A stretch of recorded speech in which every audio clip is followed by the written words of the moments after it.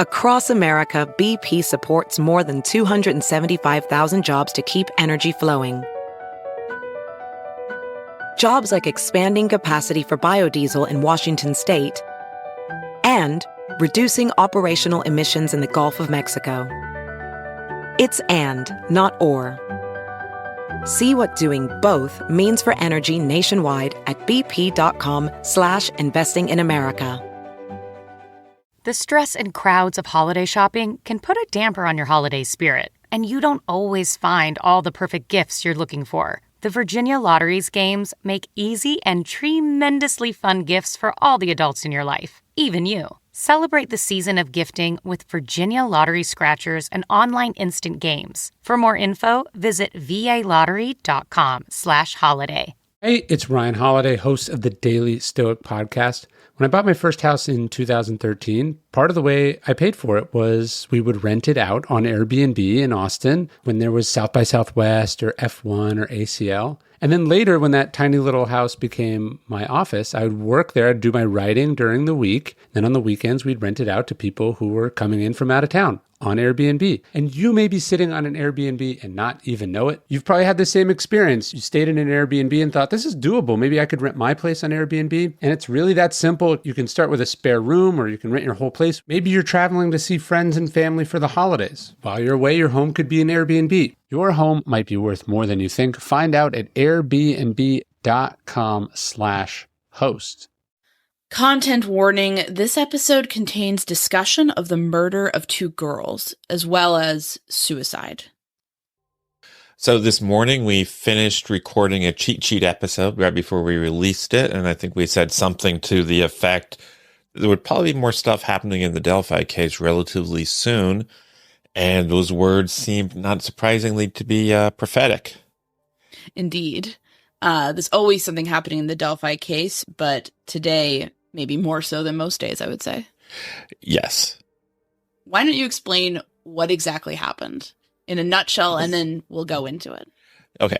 So what happened was that some attorneys on behalf of Richard Allen filed a case in the Indiana Supreme Court. They filed it against the Carroll Circuit Court and Judge Frances Gull herself, contending that Judge Fran Gull has not maintained the public record in this case as she should have, that she hasn't been doing that properly. And they filed what's called a writ of mandamus, which is basically when you want a higher court to tell someone lower down the chain you need to do this or that. So today we are going to be getting into why this may be a good strategic move for Andrew Baldwin and Brad Rosie, what this all means, and what might happen going forward. Yes. My name is Anya Kane. I'm a journalist. And I'm Kevin Greenlee. I'm an attorney. And this is The Murder Sheet. We're a true crime podcast focused on original reporting, interviews, and deep dives into murder cases. We're The Murder Sheet. And this is the Delphi murders. Richard Allen goes to the Indiana Supreme Court.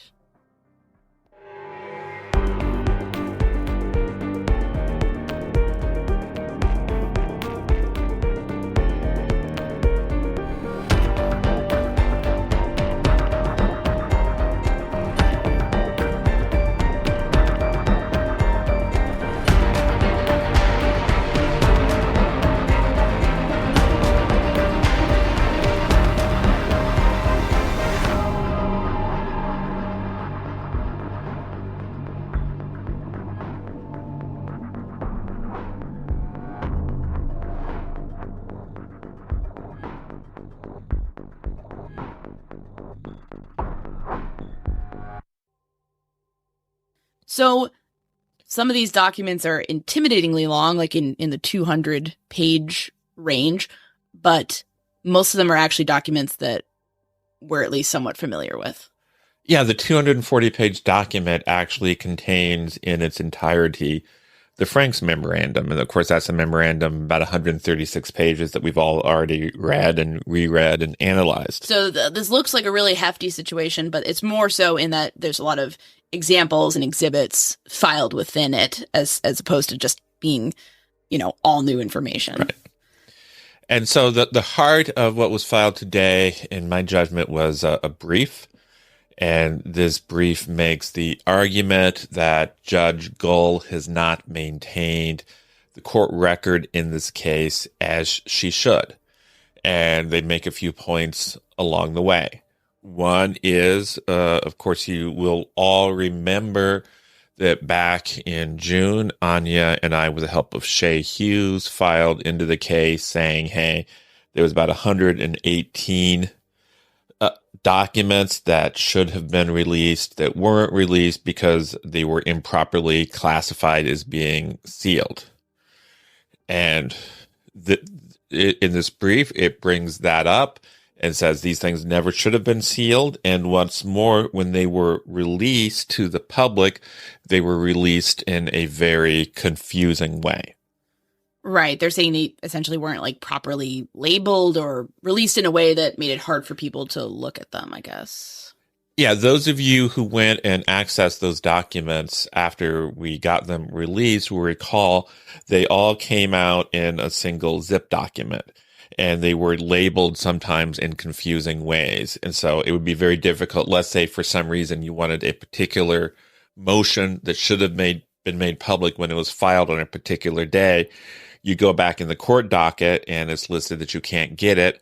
And the only way you could get it would be if you kept on reading through the court docket and see, later on it was released as part of this zip file. And then you'd have to open up that zip file and then hunt for it through there. So that's a central argument of theirs, essentially, that things were released eventually, but not properly, or not even that it was breaking a rule per se, but that it just didn't live up to the standard. As I understand it, they're suggesting the fact that those documents were ever kept from the public at all was incorrect. And then when they were released in a way that was a bit confusing and hard to navigate, and it shouldn't be that difficult for people to access particular documents. So this is going to be interesting. I think a lot of people who are following this case are going to wonder, okay, what sort of tack is this going to take? And might be expecting, okay, the judge is biased against the defense, or the new defense attorneys are Fort Wayne defense attorneys, and therefore possibly connected to Judge Gull and the Allen County legal community. And one of them, Robert Screamin, made some public comments on the Delphi case in the past. But this really doesn't get into any of that at the start, at least. The spear tip is records being kept under seal improperly. Is that fair to state? Yeah. Okay. But it's a thread, and if you pull on the thread, perhaps you can get to a point where you're arguing this shows bias. Right. Another thing that's mentioned in this brief is that the Franks memorandum, this famous 136-page memorandum, which I believe we've all read and discussed. This is the memorandum about Odinism. That memorandum was filed by the defense, and then it was removed from the court docket, from the court record. Later that day that it was filed, I believe. I believe so. And they're saying that's improper. This is a defense motion filed properly. It should be part of the record. She didn't have the authority to remove that from the docket. That's their argument. Now, this is really interesting. At one point in this verified petition around this, they actually indicate someone within the court system, sua sponte, changed all of Allen's filings to confidential, excluded all of them from public access without informing Allen. It's interesting. It seems like nobody knows who that was. So I'll be curious to see if any of this comes out during this process of what exactly was going on. You and I ran into this issue when we were trying to get things accessed, and when we eventually filed with the help of Shay Hughes, aka the Hoosier Public Defender on social media, a filing asking for things to be unsealed. There did seem to be a lot of confusion behind the scenes about where things were becoming sealed or secretive. Is that fair to say? That's fair to say. And I'm not even sure how exactly the Franks memorandum, which again we were talking about a second ago, how did that get removed from the docket? Yeah, was that mechanism. Yeah. Yes. the mechanism might be very important to all of this. Now, some people have suggested, well, maybe there were things within that document that should not have been released to the public. Like what? Certainly in our private conversations, you've expressed some concerns to me about the fact that that document included names of people that the defense felt should have been investigated more thoroughly about their possible involvement in the crime. Well, to me, when you're going to compare someone to Charles Manson in what is essentially a press release attached to the Franks memorandum, that leaves some, privacy concerns, or certainly accusing possibly factually innocent people of a crime just seemed kind of like, that seems a bit reckless. Not necessarily releasing your own version of events. I think narratively that helps the defense because they're putting their side of the story out there. But when it comes to actually saying, look at these guys, stalk their Facebooks, I feel like we could be getting into a dangerous situation there. Well, the argument in response to that would be redact. Yes. It's not uncommon for there to be two different versions of court documents in the docket. Yes. A confidential version and a non-confidential version. We've seen that in the Kagan Klein case. And if you go through my case or go to any courthouse in this great land of ours, you will see many documents that have confidential versions and non-confidential versions, because there are reasons to keep certain things private. And so if the argument you make is, well, there were things within that memorandum that should not have been released to the public, okay, what were they? Let's take them out. Let's make the rest of it public. I think that's a good response to that argument. Okay.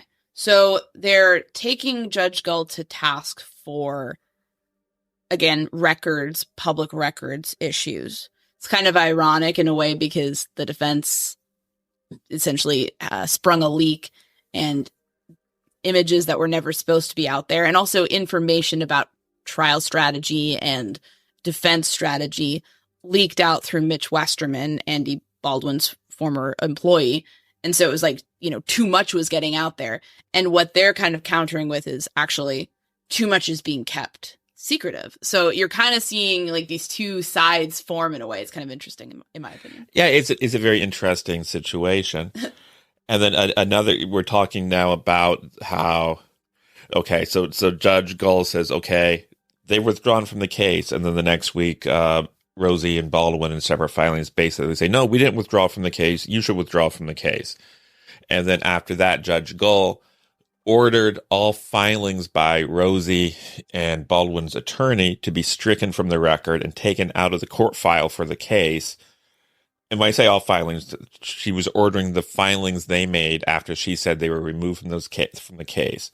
Those filings post that date she ordered removed. And that is also something in this brief that they're saying is improper. They're saying those things are part of the record of the case. And in theory, if you find those briefs or those filings or those motions that Rosie and Baldwin's attorney filed after Judge Gull believes she removed them from the case, if you find those filings to be immaterial, then do like appellate courts do and say, well, these particular motions are immaterial, but you leave them in the file. Okay. So I think a lot of non-attorneys, a lot of non-legal people might be asking themselves at this point, so what? We were expecting some major blood and thunder, epic battle between Judge Gull and Rosie and Baldwin, but we're hearing about paperwork wasn't filed correctly. Can you as an attorney, Kevin, explain why this is important and why these issues, are being talked about? I think maintaining the public record of a case is extraordinarily important.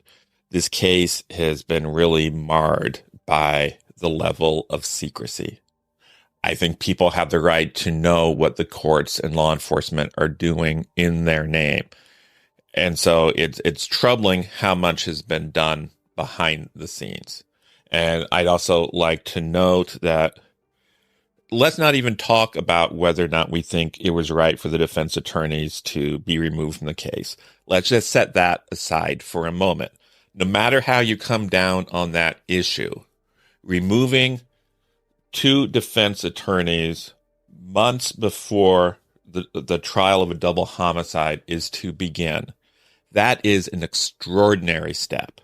And if you are going to take such an extraordinary step, I believe it is crucial to do it by the book, to lay out in detail exactly why you think that step is necessary, so that potentially, if it does become reviewed by a higher court or whoever, they can look at it and they can see what your reasoning was.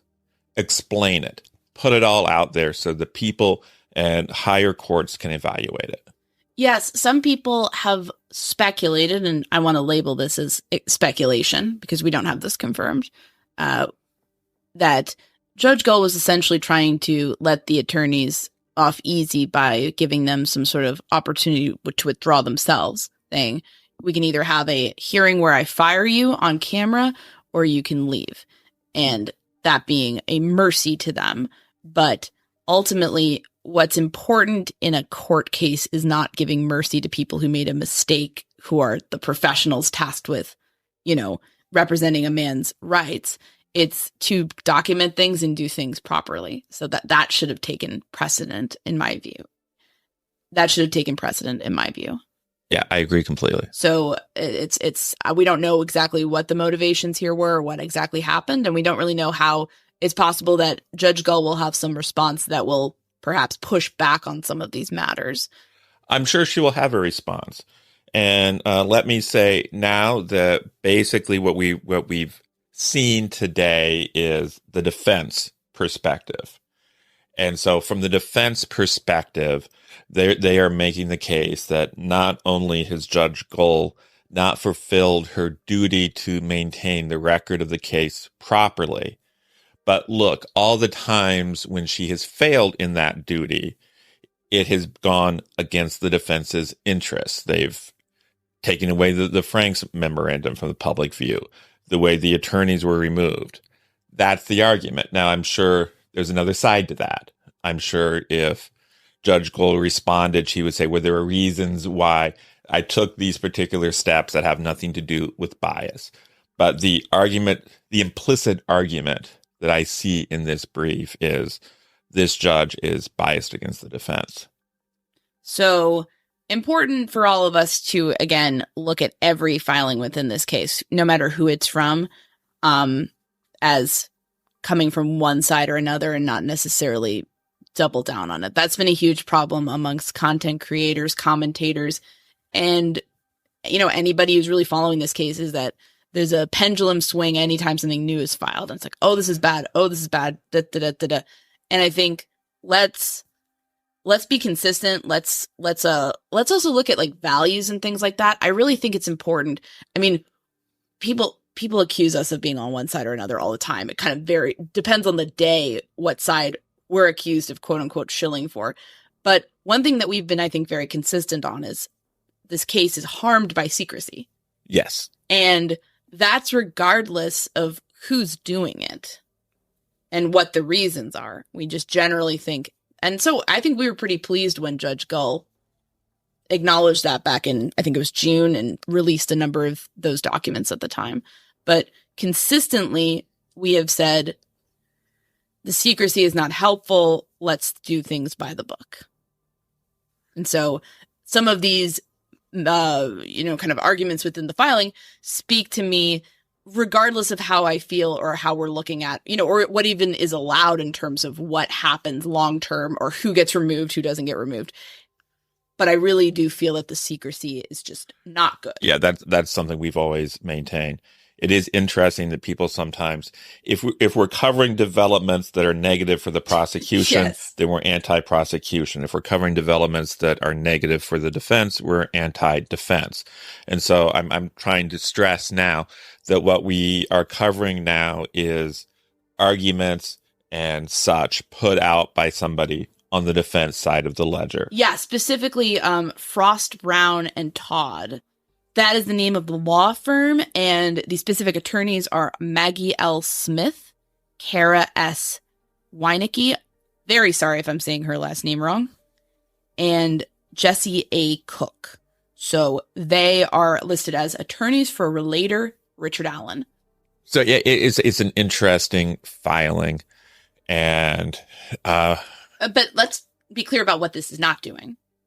This is not specifically asking for Judge Galt to be removed. We knew that Brad Rosie in his filings last week, one of his filings was for Judge Galt to recuse herself. This is not asking for any such thing, correct? correct. But I think what we would contend and what we read this as is that the hope here from Rosie and Baldwin is that the Indiana Supreme Court sides with them on this matter and says, yes, Judge Gull messed up by doing this with the records. And that then they will have ammo to, and I don't even know what the mechanism of doing this would be, but to get her off the case and perhaps reinstate themselves. That sounds insane legally because, I don't know what the mechanism would be. Would it be maybe to go back to the Supreme Court? I don't know, but it seems like this is let's basically forge the weapons that we need to do battle later on. Is that how you're reading this, Kevin? That's how I'm reading it. Would you add anything to that? I think that's pretty good. Certainly, there's a couple more things I feel we should discuss and share before we wrap up. Uh-huh. Namely, there were a few things in here that give us a bit of a behind-the-scene glimpse at how things are happening in this case. One of which, importantly, is a letter that Richard Allen sent to Judge Gull on October 11th, 2023. Do you want to read that? I will read this letter in its entirety. Dear Judge Gull, please accept this letter as confirmation that I have communicated with my attorney, Bradley A. Rosie, regarding the circumstances regarding the leaking of sensitive information in this case. I am aware that images of crime scene photos and other related documents were taken by a friend and former employee of Attorney Baldwin at Attorney Baldwin's office. I have discussed with Attorney Rosie the potential impact that the distribution of these documents could have on my defense. Attorney Rosie has also communicated to me that the prosecutor has requested that my attorneys be disqualified from representing me in this case. I do not want this to happen. I want Mr. Baldwin and Mr. Rosie to continue to represent me until this case is resolved one way or the other. I believe they are acting in a manner that is in my best interest. I appreciate your time and consideration in this matter. Respectfully submitted, Richard Allen. So there's a couple of things in there that jump out at me. What jumps out at you? Very cogent, very well written, direct. This is not the letter that I would expect from a man who's dealing with psychological issues constantly and is therefore incompetent. He seems to have a grasp of the issues. He's making decisions based on that. So again, early on, there were, okay, he's acting psychotic, and this is, what Rosie is describing as psychotic. He's not a mental health professional, but he is an attorney, and he's basing it on his own experience. So having something so fluid, so well written, it kind of makes me wonder what's going on with his mental health. Is that something that's been kind of dropped as far as an issue? Or is that, is this perhaps, is this written by him? If the mental health is an ongoing concern, is this like a jailhouse or a prison house attorney helping him? Is this the attorneys themselves helping him? I'm just really curious about how Richard Allen sits down to write this letter. I would love to know, but it raises a lot of questions. Raises a lot of questions for you. There are a couple of things it raises with me. One thing that jumps out at me is he states very clearly this was October 11th.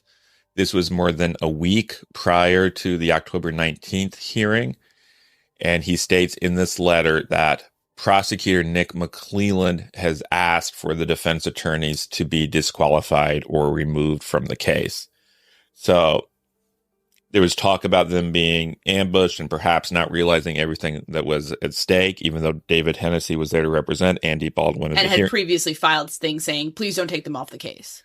This is our first really clear written evidence that Nick McClelland had asked for them to be removed more than a week prior to that date.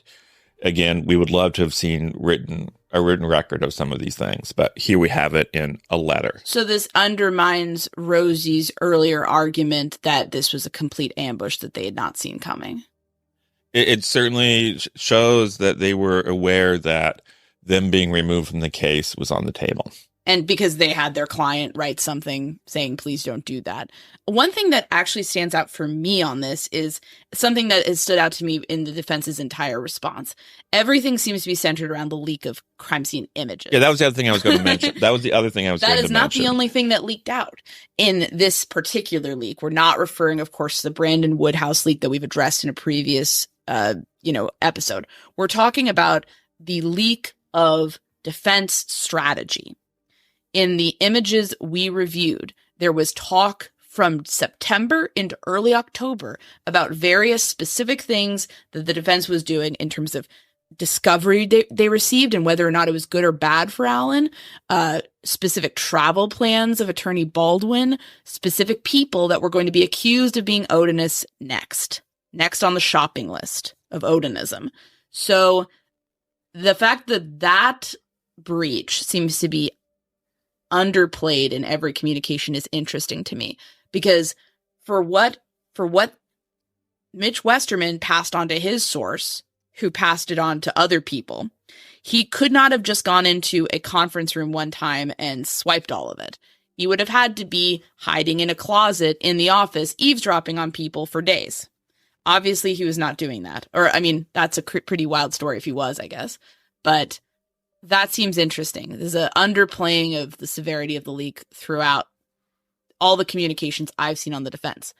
I think it's very important, though, when we're talking about the leak and also Judge Gull's handling of this, to sort of separate those issues. The leak can be very serious and possibly warrant severe action like sanctions or the removal of attorneys. And that process could still be mishandled. So it's not necessarily a zero-sum game as far as I see it between one side or another. It's things should be done properly in a court, system, in our legal system, whether that means handling discovery that's highly sensitive and under protective order, or whether that means removing attorneys from a case if the judge thinks that needs to happen. All of this should be handled with, the responsibility and knowledge of that behooves officers of the court. And I just feel like again and again, the girls deserve better. Their families deserve better. And certainly Richard Allen, who is awaiting trial and his freedom could be taken away as a result of this. That ultimately seems to get lost in a lot of things, I guess. And I think it's interesting that in this letter, Allen says he is been made aware of the leak of photos and he's okay with that, basically, but he doesn't say he's been made aware of the leak of strategic defense planning, which could hurt him. Yes, it could hurt how his case is handled. Because if because people have made the argument I've seen online, well, that's not a big deal because it benefits the prosecution. So if the defense says it's okay, it doesn't matter. Well, the defense can say whatever they want, but Richard Allen deserves a fair trial. And if prosecution goes into it knowing all of the tricks or knowing important tricks that are going to be pulled, then that undermines the integrity of his defense and it undermines him. That's not fair to him, regardless of whether or not he's been made aware of that. At the Murder Sheet, we spend so much time digging into crime stories that sometimes it's difficult to find the time to plan out and cook elaborate, nutritious meals. That's why we are so excited about our sponsor, Factor, America's #1 ready-to-eat meal delivery service.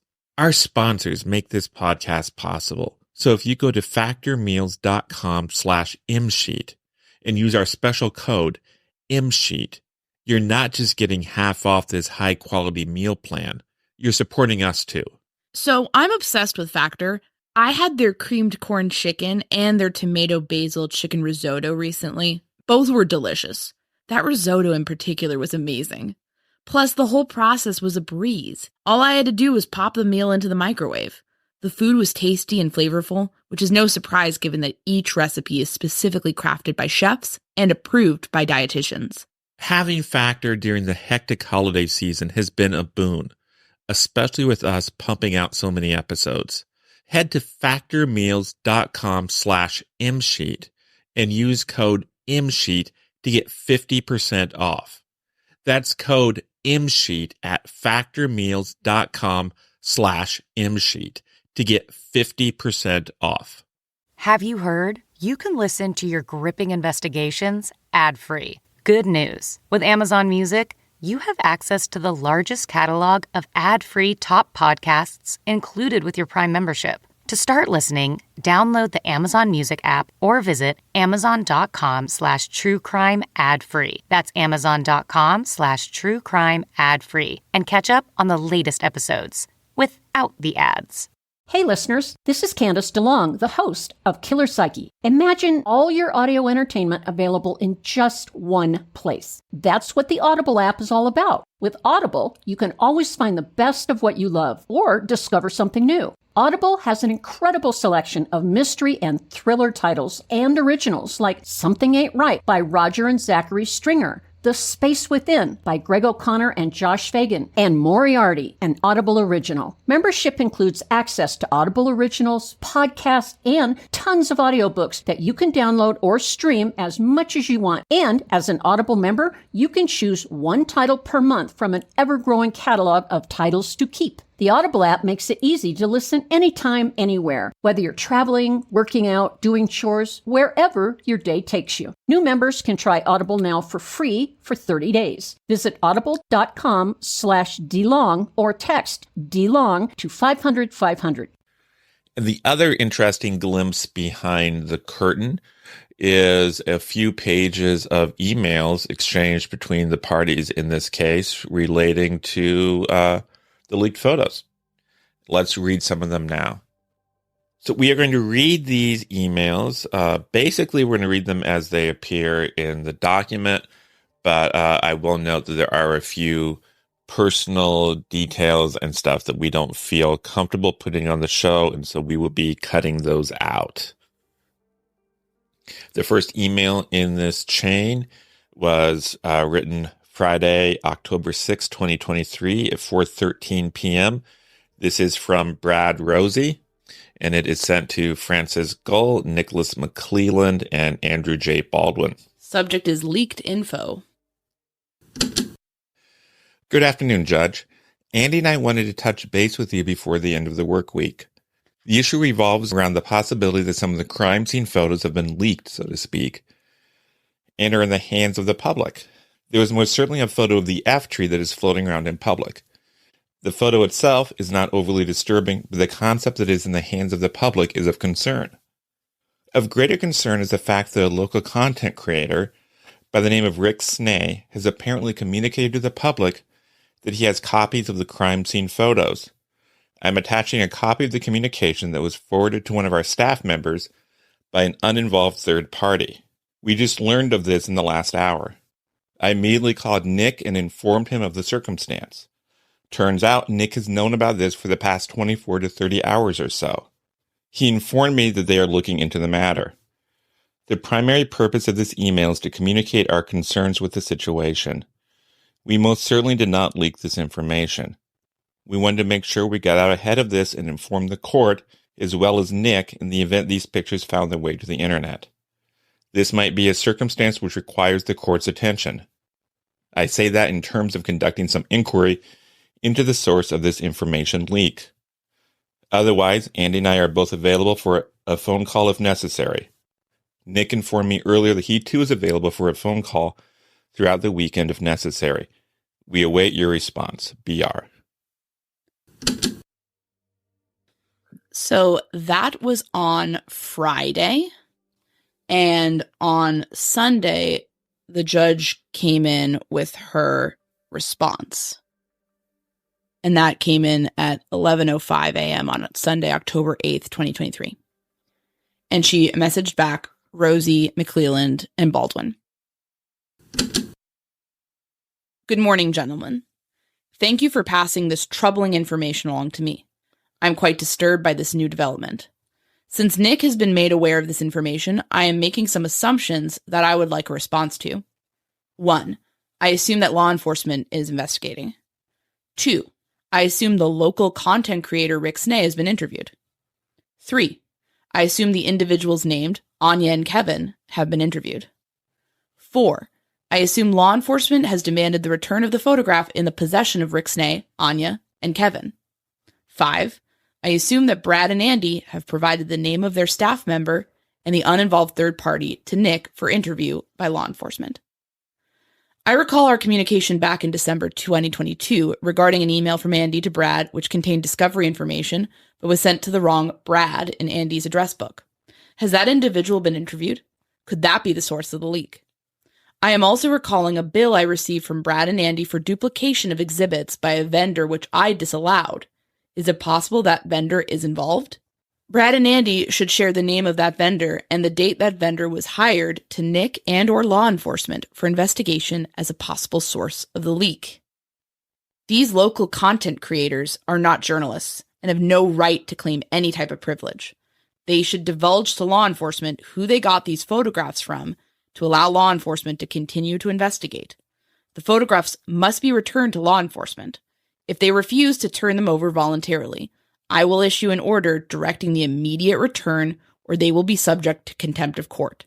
That contempt will result in an immediate arrest and incarceration until such time as the photographs are returned. This is a drastic measure I should not have to take, but will if necessary. Each of you have numerous staff and assistants helping you with your work. I am also assuming that you all trust those individuals to maintain the integrity of the case and that you are confident none of those individuals are involved. Please let me know at your earliest convenience what your thoughts are about moving forward. Jay Gull. Okay, there's a couple of things that I feel we really need to talk about in terms of that particular email. Surreal. Where to begin? We went to law enforcement immediately upon receiving these images and let them know about the images. And in fact, we're the ones to tell them that very graphic crime scene images had leaked. So at the time she is writing this email threatening to throw Anya and I in jail if we didn't cooperate, we had in fact already cooperated and done everything asked of us. So Judge Gull, not only in this case, was shooting the messenger, but she was writing these, let's call them threats, at a time when we had already cooperated. We were not in any way motivated by these threats. No. And I want to stress that we'd already cooperated. That was all over. When Judge Gull wrote this email, she clearly was not aware of the facts. So I'm not sure why she wrote it. That following Monday, we went in and gave a full statement. But up until then, we'd provided everything asked of us over the phone. And yeah, we were cooperating, and we were certainly not motivated by some sort of threat of prison time. We were motivated by wanting to do the right thing and wanting to help steer the case away from a disastrous leak. I'm not sure why she would imagine that an attitude of shooting the messenger would inspire other people to want to come forward to assist in the investigation, as Anya and I did. I also know, as somebody who cares about freedom of speech, the First Amendment issues, I'm not comfortable with her just baldly asserting that she gets to decide who is covered by media privileges and who is not. That makes me uncomfortable. Certainly, Anya and I... We see ourselves as journalists, and I would also argue that the fact that we've been widely cited in local, regional, and national press as people who gather news and report it would indicate that a lot of other media sources see us as journalists as well. I believe that we're journalists and therefore covered by journalist shield laws, and First Amendment rights. So, yeah, that's our opinion. I'm trying to choose my words very carefully here, but suffice to say, I found this email to be troubling. And again, I cannot stress enough that Judge Gull wrote this email when she very clearly was not aware of the facts of the situation with which she was writing about. The next email in this chain was written by Nick McClelland on Thursday, October 12th at 4:07 a.m. Subject line is urgent. Judge and gentlemen, it is currently 3:53 a.m. and I just got off the phone with ISP. From the phone conference that the four of us had on Tuesday afternoon, October 10th, Andy Baldwin informed us that Mitch Westerman went to his conference room sometime in August and took pictures of evidence in this case and then leaked or forwarded those pictures to an individual by the name of R. R then leaked or forwarded them on down the chain, and eventually it was made public that the documents were leaked. There's a paragraph there that gives a little bit of personal information about R, and then it notes, as part of the investigation, an ISP detective went to R's workplace to interview R on Tuesday afternoon to get a statement from him about the leaked information. The goal was to, 1, gather the photos that he had and make sure they were deleted from his phone, and 2, find out who gave him the photos and who he gave the photos to. R met with the ISP detective but refused to answer any questions and stated that he wanted an attorney. Soon after that, we had our phone conference between the 4 of us. At 10 p.m. last night, R committed suicide, 1 self-inflicted gunshot wound. I am not sure if this is the appropriate way to notify everyone of this, but it is 4 a.m. and this is the latest in bizarre twists in this case. This is getting serious and way out of control, gentlemen. If you have additional information about this leak, please forward it on to me or ISP Detective Holman immediately. I do not want to get another phone call like this, that Mitch or someone else involved in this leak has hurt themselves or someone else. I am up if anyone needs to call. Thank you, and I apologize about the email. Sincerely, Nicholas McClelland. So, should we talk about that a little bit? Yeah. I just want to say, between the principles involved in this situation, between some of the criticisms of Judge Gull and the records keeping, between the leak that came from the defense side, I feel like McClelland's the only one at this point who's not dragged into any of this. Yeah. And I feel like that's worth stating on our show. I'm not saying that there's going to be, he's going to handle everything perfectly. Things could change. But as of right now, I feel like there's distinct tough questions for both the judge and the former defense attorneys. But, I'm reading this email as a man in shock about how things have spiraled. Questions that this raises for me.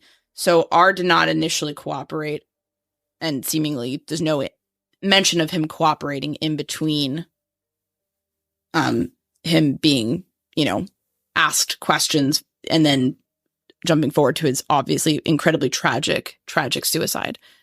And I'll just note that he is named in some of these documents, and we're not going to name him. And we also, I skipped over some references to things that would help identify him. Yeah, we redacted him. His family is in enough agony over this. We're not going to add to it. And that's just the way we're going to roll. So. And one further complicating note to this whole tragedy is that from that email, it's clear that Nick McClelland and the others, they had the name of Mitch Westerman without R giving it to them. So if R thought he needed to do what he did to protect Mitch, he didn't. They already had the name. Yes, and all of this, it just the thing that I keep wondering to myself is, what exactly did the defense attorneys know? When did they know it about the specifics of the leak and Westerman's actions? And did they themselves cooperate with any investigation going forward? I feel like those are important questions to answer. And then I also want to highlight the fact that in there, McClelland says he doesn't want to see other people commit suicide over this. That's been something that's motivated our coverage too. Yes. I think it's motivated a lot of people in this. There's one more email in this chain that Anya will read, and it's from Judge Gull. This is from Judge Gull on Thursday, October 12th at 6:59 a.m. Gentlemen, this is beyond tragic. Once again, I'm at a loss for words. I'm deeply concerned that Mr. Allen's defense is being compromised by all these recent events. I will have my staff schedule a hearing in Fort Wayne for next Thursday, October 19th, 2023 at 2 p.m. to discuss these recent developments and the upcoming hearing on October 31st. I will have a transport order prepared to get Mr. Allen to the hearing. Please arrange your schedules accordingly to appear in Allen's Superior Court. Mr. Rosie and Mr. Baldwin, please cease work on Mr. Allen's case until we meet on the 19th. Judge Gull. So this is where we've heard references to them being told to cease work on the case. This is where that came from, obviously. And at some point around October 11th, before October 11th, I suppose, judging from Richard Allen's letter, there would have been some sort of discussion of them possibly being removed. Yes, and this seems to have made it even more... So yeah, this is all, I mean, just beyond anything. I mean, a lot of Rosie's arguments relied upon the idea that he was ambushed. This seems to call a lot of that into question, to be honest. That doesn't, though, erase the issue of the records. That's a separate thing as far as I'm concerned. What do you think? Yeah, I think so as well. Yeah. So speaking of the record and stuff in this case, at least as of the time we're recording, there is still a court hearing in this case scheduled for tomorrow morning. We will be there and we will let you know what happens. So, Kevin, what do you think people should take away from some of these filings? It's a lot of information throwing at people, but how are you sort of thinking about things going forward? I'm thinking that there are some good points made in here about how proper it is to keep a fair and complete record of a case and make as much of that record as public as possible. One thing that I think a lot of people will be wondering is, okay, what happens next? They've filed this with the Indiana Supreme Court. What's the Indiana Supreme Court gonna do? What's gonna happen? It's going to be interesting. We don't know. They could not take the case. They could take the case and rule that Judge Gull did err in some of these respects. They could take the case and say what she did was fine. Yes. So a lot will depend on what they do, what the Indiana Supreme Court does. And our understanding is that Judge Gull will also be able to say, here's my motivations, here's what I was thinking from my perspective, and perhaps give more about why she lost faith in the defense attorneys in this case. And as I say, there's a hearing in the case scheduled for tomorrow. We'll be able to see what happens. And it's always possible there'll be some crazy thing happening even between now and that hearing tomorrow. Who knows in this case? That seems very possible. And I'll be super curious if Rosie and Baldwin show up and what happens with that. And I will certainly be curious if it becomes more than just a standard hearing introducing the new attorneys. I don't know. We're going to try to get you something as quickly as possible, but depending on how long it takes and depending on how over the top the hearing is, it may take a while. Hopefully not, though. But we'll be out with something as soon as we can. Thanks you so much for listening. Thanks so much for listening to The Murder Sheet. If you have a tip concerning one of the cases we cover, please email us at murdersheet@gmail.com. If you have actionable information about an unsolved crime, please report it to the appropriate authorities. If you're interested in joining our Patreon, that's available at www.patreon.com/murdersheet.